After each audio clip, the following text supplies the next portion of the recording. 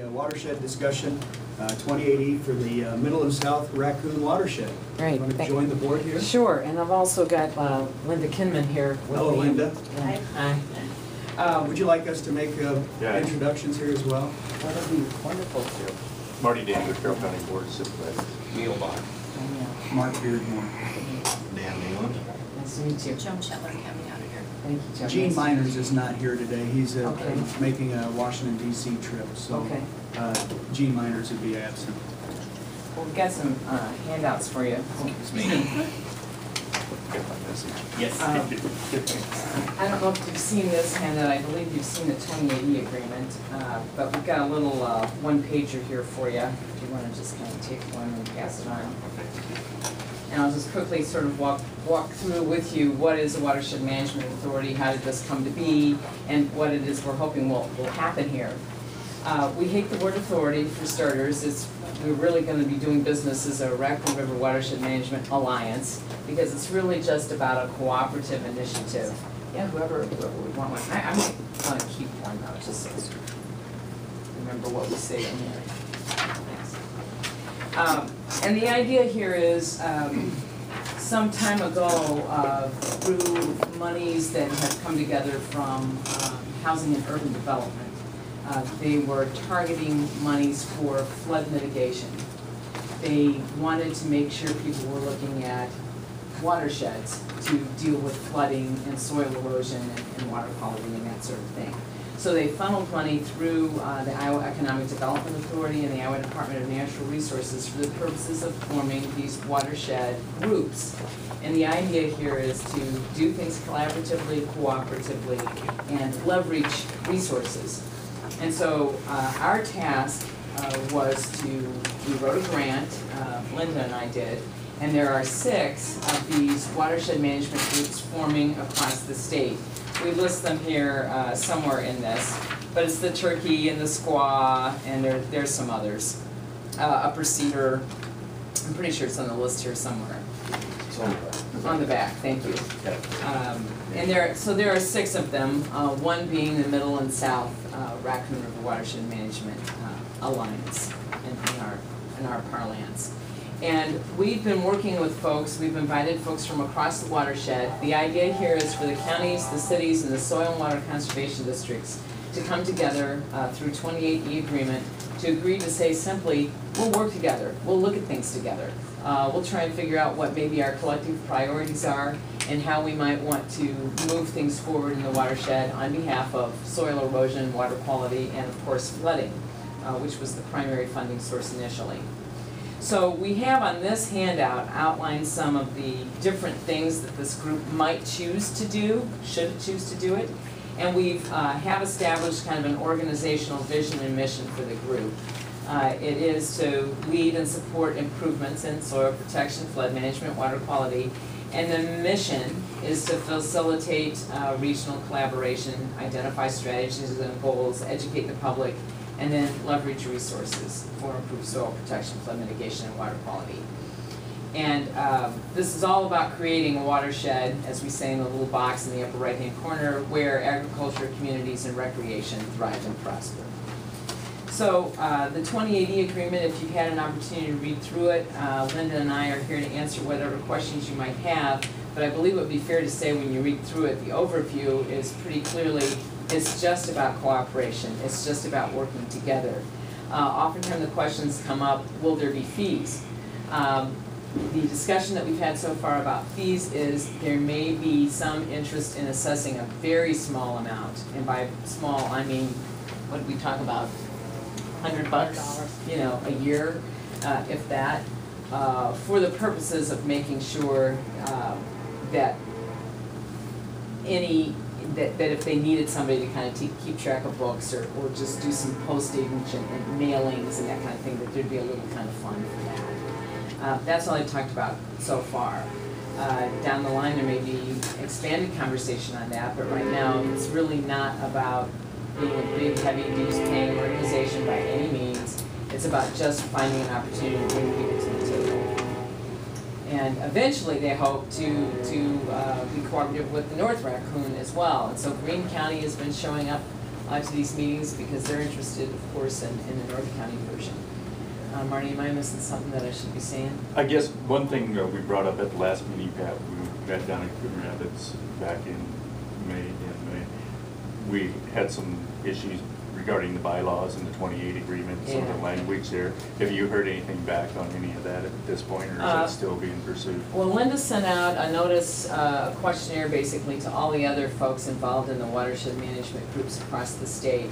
And right now, they're all kind of forming along the lines of the soil and water conservation districts, the counties and the cities are forming this. What the discussion was, there are some non-governmental organizations that certainly are interested in the watershed and wanted to have a voice in some way. And it looks as though in Minnesota, where these things are quite popular and they have many of them and they have stood the test of time, they are structured a little bit differently in that they do have taxing authority, and that's not the case here. They do not have that authority here. But in Minnesota, where those groups have come together, they have had like citizens advisory committees and that sort of thing. People who will get together and give them advice, but the board remains governmental. And right now, that's the plan here. And that apparently, based on the results we saw from Linda's survey, is the plan across the state with the other 5 groups right now too. In fact, I would say we're probably the only ones who've really done a lot of conversation about it, was the impression we got from the survey she sent out. And I think we've incorporated all of the changes that Dallas County wanted in the bylaws, and Right. in the biggest question was the 90-day out clause, and that is in there. Okay. So that's taken care of also. And so the rest of the bylaws and that kind of thing will be generated around the 2080. And Right. so that will. And they'll be adopted, of course, by this body that is in the process of forming. Right now, Dallas County Soil and Water Conservation District has signed on, Dallas County has signed on, and Guthrie County has signed on, and I think Greene County may They're have, talking because about, they're a little they're piece of interested. this watershed too. I think they may have, but we know we have at least 3 that have signed on so far. And the changes that Dallas County made were changes that were, the number one change that got made there was the 90-day out. If you do not want to be in this organization any longer, you simply give 90 days notice, and that's all there is to it. And your representative is appointed by you, and you can put your representative in, and you can pull your representative out. You know, I mean, you can switch out your rep, it's entirely up to you. Nothing in the 28E, now I'm no attorney, but this has been structured with the help of attorneys, and the structure was such that, and intended to be such that, nothing in the 28E was to undermine in any way your authority. So it's really just about getting together in a more formal and organized fashion that allows for application for grants, leveraging resources. So this board would appoint someone to represent county, city, and soil and water conservation, and they would serve in an advisory fashion and not have voting, is that correct? No, actually, the County Board of Supervisors would appoint a county rep. The Soil and Water Conservation District would appoint a Soil and Water Conservation District rep. The City of Carroll would appoint a city rep. And they would all have a vote on They all this. have a vote. They will have a vote, but again, there's no real authority in this group despite the name. There's no real authority. It is totally based on cooperation and collaboration. But it gets people formally to a table and understands, you know, one of the things in the Raccoon River watershed is there was put together already a master plan. Now it's a pretty high level master plan, so there's kind of work to be done to get down to the grassroots level and sort of figure out what is it you actually want to do. And that's one of these things this group could help make happen, or some of those grassroots efforts, and help then identify resources once some priorities were set. I guess the other thing that was brought up at our last meeting too is basically having somebody facilitate these meetings. And I don't know, Region 12 was one of them that was brought up, and I don't know if there's been any more since that. But that's, Haven't really talked about that yet. The idea was we were gonna stick with it till the group was kind of doing well enough for us to figure that out. Who could step up at that point and do that work. We were gonna kind of stick it through till that happens. Which I gotta admit, we hope happens soon. But obviously, we gotta get it a little better established Yeah. first. 3 entities is a great start, there's no doubt about it. But there are some other watersheds that are a little ahead of us here. I think Turkey's got 30-something signed on it. So we got some work to do. But it's definitely gaining traction and momentum. So I think once we get a few more, it'll start to happen more quickly. So what is kind of the vision of this group? Do they, I've read that master plan. Agron here in town basically Right. put the plan together, Yeah. and I've read the plan. I've reviewed some of the best management practices that they're hoping to implement, to get this plan up and to be successful. What do you see as this group? Is that going to be their idea to facilitate going out and educating the public? Well- I guess I'm a little concerned of what really the goals of this group are going to be. Well, the handout kind of shows what they are allowed to do by virtue of the legislation. They can educate, they can identify sources of funding, they can assess flood risks, they can allocate state and federal monies available for water quality. They can implement the Raccoon River Master Plan, and they can enter into contracts and agreements because they are a 28E. But what we, based on the conversations that we have had so far, I would venture to say, and you guys jump in if you think I'm not saying this correctly, you too, yeah. I'd say there's sort of 3 priorities that have surfaced so far. To take that Raccoon River Master Plan and try and figure out what role they can play with that, and it's probably trying to figure out what are some priority projects where we think we could get funding that we could be helpful. I would say that might be one. The other is I think there's still a keen interest in just providing education about flood mitigation and soil protection kinds of things. I think that is out there. And then I think the third is just to look for funding opportunities for projects that could be helpful, just to try and identify resources and be able to leverage those as it comes along. The one thing that they are engaged in right now is the Iowa Flood Center is doing some hydrologic study. This is a news release has gone out, and there's a meeting this Friday in Redfield.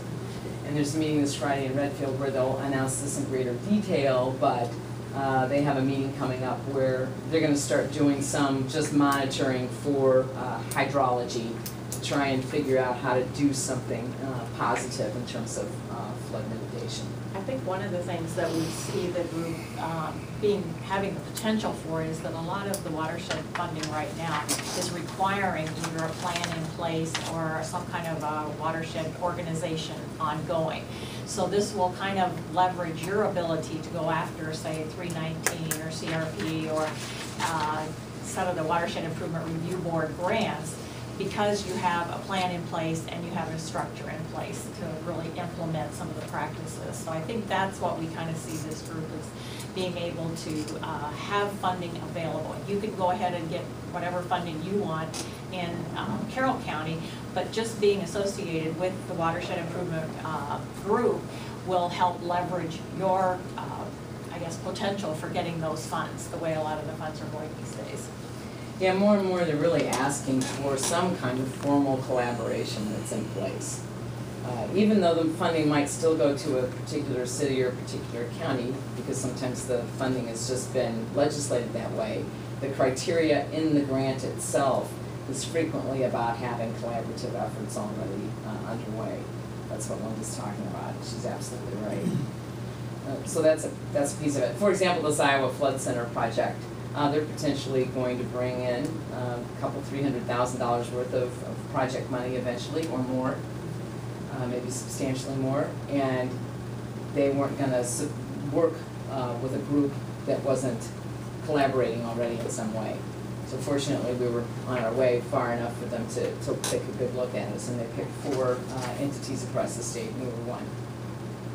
Linda, when you say we should have a plan in place, does that Raccoon River master plan, is that the Yes, plan we're talking? that's the plan, as long as that's in place, and it would be helpful for this group even to be able to, you know, flesh out some of those higher level goals in that master plan. But that master plan is seen as the master plan for the Raccoon River, so with that in place and with the Watershed Alliance in place, that should help with some potential funding in the area. Okay. The next set of funding available through the same source was to do planning.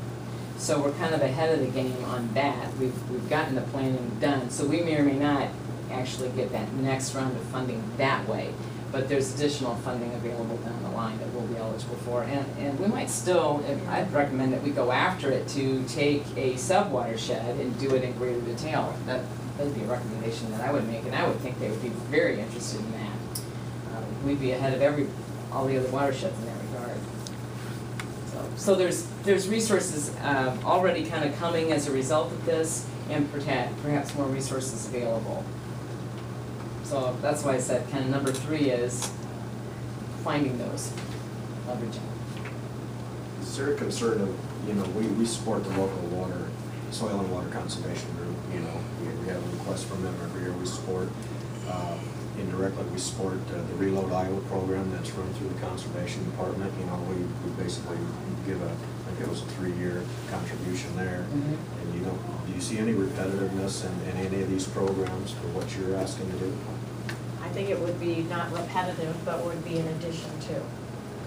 There's no reason you can't continue to do that kind of funding with the groups you have here, but hopefully it will help soil and water conservation districts to maybe go after funding in other areas or to generate new funding, but it shouldn't change what you're doing right now unless you elect to change it. Just enhance it. Yeah, well, and any resources you're already doing, that's part of the concept here is you already have some resources at the table. Well, now those resources can be referenced in granting opportunities as match and shows the level of collaboration and cooperation that's going on. So that's just a strength to the future is the way I would look at that. You see that with the RC&Ds as well? I mean, where do you see the future of RC&Ds? Personally, I think that's going to depend on the individual RC&Ds. Some will survive in some way, a lot won't. And a lot of that will probably end up Farm Bill, Yeah. how that language is written. Yeah. That's a policy piece that we probably really can't know too much about. Clearly, some are still making it and doing well. I mean, the Turkey River, which I think is probably the most successful of all these watersheds right now, is being facilitated through the RC&D. That's going very, very well. But other RC&Ds will struggle. It's just like anything else. Once funding is pulled away from something, some still have the, forgive the word, I don't know what else to use, mojo, to keep going forward, and then some don't. Mojo equals funding. I want to go back to funding a little bit, and you know, one of the, Dan brought up the concern about redundancy, you know, with some of these things, and I pretty well figured you have an answer for that was similar to what you provided, because we're already providing funding. When we're talking funds of $100 or per year, I'm not going to lose any sleep over that. But what I get a little bit concerned about is the potential down the road. And you talked earlier, just a moment ago, about seeking grants and things like that. We all know that a lot of these grants require local matches. Mm-hmm. And when we're talking, you obviously want as many players involved into this watershed as possible, but the danger of as many players of that is how we go determining application for contribution. Do we go by population? Do we go by land mass? Do we go by miles of stream bed? And I looked through the 28E, and there's a potential for more than just $100 per year. We're talking office space, a possibility of office space. We're talking possibility of staff. We all know the impact of personnel, and so on and so forth. Having a 90-day clause to opt out if we don't like the direction it's going financially makes me feel a little bit more comfortable. But yet again, at the same time, I think the potential there is to possibly be faced with contributing rather heavily, and depending on the direction grants go particularly. Yeah, and actually, the 28E, the changes that you have in front of you, that was one of the things Dallas County changed, is that you do not have to pay dues to be a part of this organization. Yeah, So I that saw has changed from maybe a previous 28E that you might have looked at. But And it's not a basis for removal. If you don't pay your dues, you can still be in. It takes a majority of the, and it would take a majority of the organization to not have to be in. But the challenge with the 2080 is, it takes quite a little bit of effort and work, of course, to get a 2080 with this many different partners and players engaged. So it is wise to craft the 2080 in a way that you look forward, you look ahead.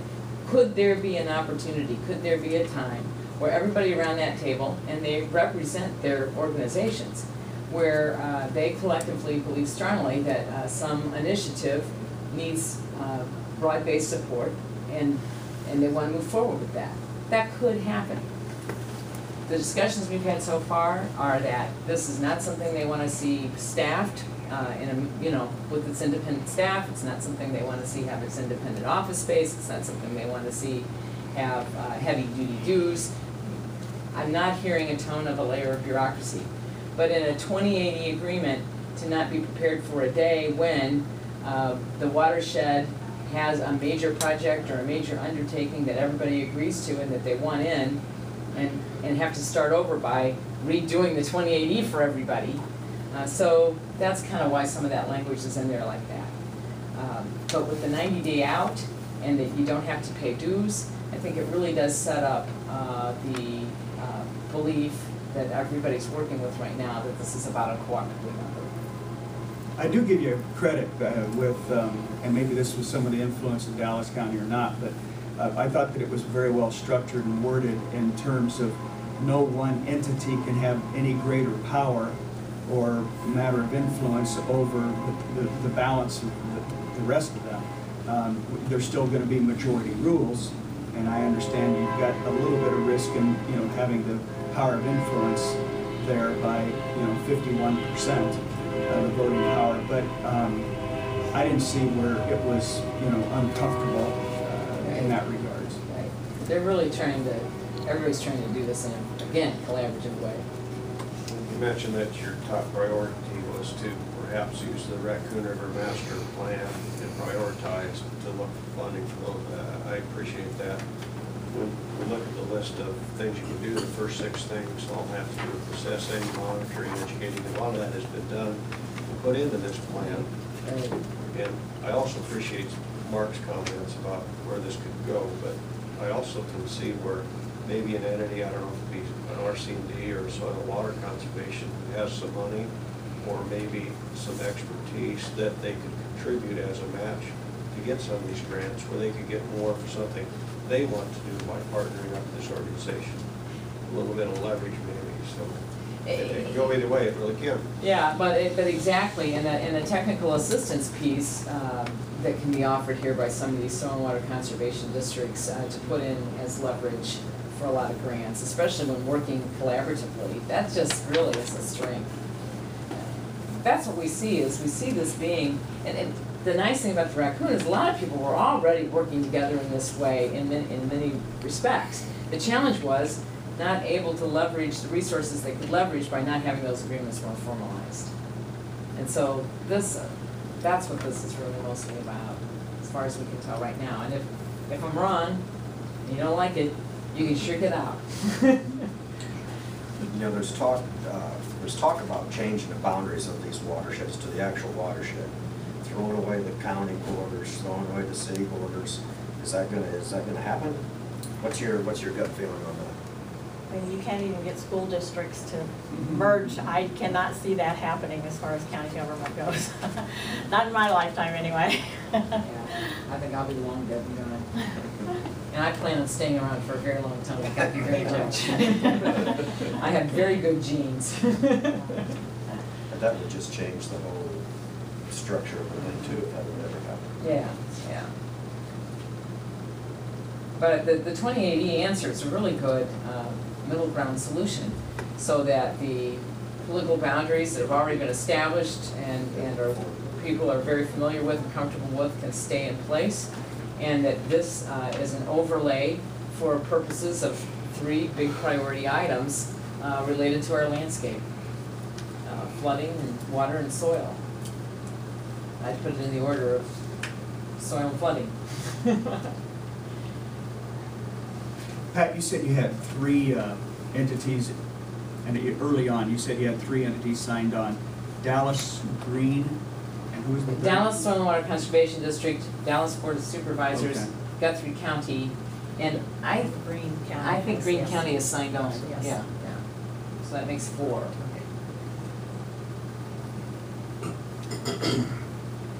And Carroll Soil and Water Conservation District, I met with them and they told us they would be doing it. I don't believe they've done it yet, but I think they're about to at their next meeting. Roger was at the meeting. Yeah, Roger Slater was at the meeting. So, Yeah, yeah. And Tom Buman's been at our meetings and I've spoken with him. Well, I'm feeling better about it. Okay, okay.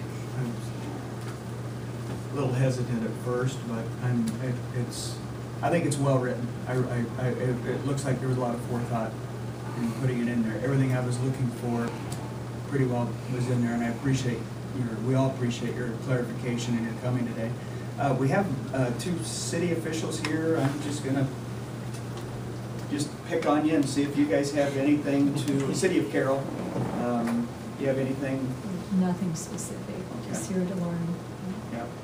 I've been meeting regularly with the group as an appointee of the city, bringing the information back, and I think it's well presented today, the summation of what the group had worked on. And there's a lot of interest out there, as you can tell, in Dallas County, Guthrie County. So it appears that it would be, nothing but positive to work a watershed and try to bring back some funding for improvements. Very well. Is there any other questions from the board or anybody else in attendance here today? Hubert? Pat, just for your information, I'm Hubert Hageman. I think the rest of this room know me. Who was the initial group or persons to start this alliance? I'm just trying to get some I was background. going to mention that too. This is really a project of the Dallas County Board of Supervisors. They're the ones that actually are receiving the funding to try to set up the Watershed Alliance. Pat and my time is contributed to the process for helping at least get it started. But it's really a project of the Dallas County Board of Supervisors. We're just helping to facilitate their efforts. And you're with the Dallas County? I'm with RDG Planning and Design. Oh, okay. Yeah, and the funding I received to do this work was spent before we ever got the contract.